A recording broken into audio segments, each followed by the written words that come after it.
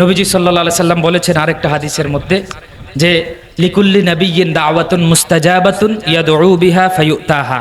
প্রতিটা নবীকে আল্লাহ তাআলা একটা একটা স্পেশাল দোয়া দিয়েছেন, এটা যখনই করে আল্লাহ কবুল করে নেন। নবীজি বলেন ফায়ুতাহা, এটা সমস্ত নবীকে দেওয়া হয়েছে। আপনারা একটু শুনেন, একটু উপলব্ধি করেন, একটু চিন্তা করেন। নবীজি বলেছেন ওয়া ইন্নী আখতাবাতু দাওয়াতি, আমার স্পেশাল দোয়াটা আমি আল্লাহ প্যাকেট করে লুকায়া রেখে দিয়েছি। লুকায়া রেখে দিয়েছি। কেন কেন রাখছেন?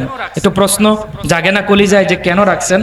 খোদার কসম নবীজি বলেন শাফাআতান লি উম্মতি, আমার উম্মতের কে সুপারিশ করার জন্য, ইয়াউমাল কিয়ামা, কিয়ামতের দিনে আমার উম্মতকে বিপদ থেকে উদ্ধার করার জন্য, সুপারিশ করার জন্য আমি আমার দোয়াটা রেখে দিয়েছি। ভুলে গেলেন এই নবীজিকে? নবীজির সুন্নত মেসওয়াকটা ভাল লাগলো না?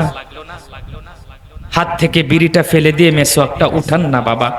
চাচা, হাত থেকে, চোখের সামনে থেকে টিভির রিমোটটা ফেলে দিয়ে হাতে তাসবিহটা উঠান না একটু। কয়দিন বাঁচবেন আর? কতদিন চাচা, নওজোয়ান ভাইয়া, জীবন এভাবে চলবে আর কতদিন? একটু উপলব্ধি করেন না। দারুল কোরআন মাদ্রাসা থেকে এই সবকটা আমাদেরকে নেওয়ার তৌফিক দান করেন আল্লাহ। আল্লাহকে খুশি করে চলবো, নবীজিকে খুশি করে চলবো, নিয়ত করতে পারি না ইনশাআল্লাহ। আল্লাহ তাআলা এই মাদ্রাসাকে কবুল করেন। মাহফিলকে ইন্তজাম করতে যে সংশ্লিষ্ট যারাই কষ্ট করেছেন সকলকে আল্লাহ তাআলা আখিরাতের জাযায়ে খায়ের দান করেন। আমি আমার শায়েখ আনিসুর রহমান আশরাফি সাহেবের ব্যাপারে একটু 2 মিনিট কথা বলতে চাই। সেটা হলো আজকে যিনি আসবেন আমাদের এখানে সকলেই চিনেন, উনি উম্মতের দরদী রাহবার। দরদী রাহবার চিনেন? দরদী রাহবারকে খোদার কসম আমার এই 2 চোখে দেখা, আমি বাংলাদেশেও দেখেছি, মক্কা মদিনাতেও আমি দেখেছি। আমার এই 2 চোখ দিয়ে কসম খোদার, মিথ্যা বলি না আমি।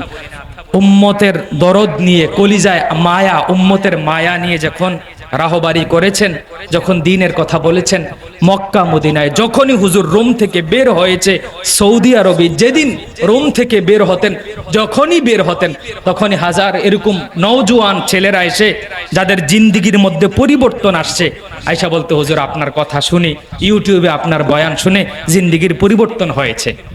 দরদ, কি পরিমাণ দরদ নিয়ে কলিজায় কথা বলেন। আমি বাংলাদেশে শত যুবক দেখেছি, অনেক যুবক দেখেছি, যেই যুবকরা এসে বলেছে হুজুর জিন্দিগির পরিবর্তন আপনার ওয়াজ শুনে হয়েছে, এই যে দরদ নিয়ে কথা বলেছেন।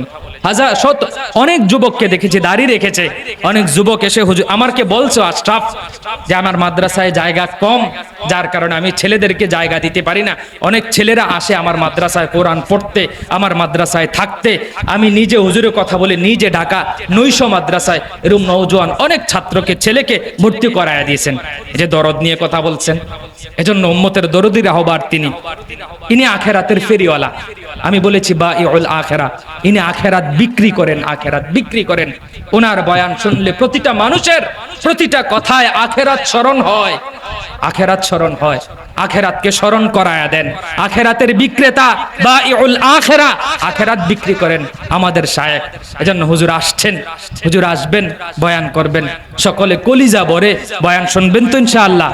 শেষ পর্যন্ত মুস্তাফা কামাল সিদ্দিকী সাহেব আমার অত্যন্ত স্নেহভাজন, আমরা একেবারেই পরিচিত মানুষ, খুব ভালো চমৎকার বয়ান করেন, তার কথা শুনে যাবেন তো ইনশাআল্লাহ।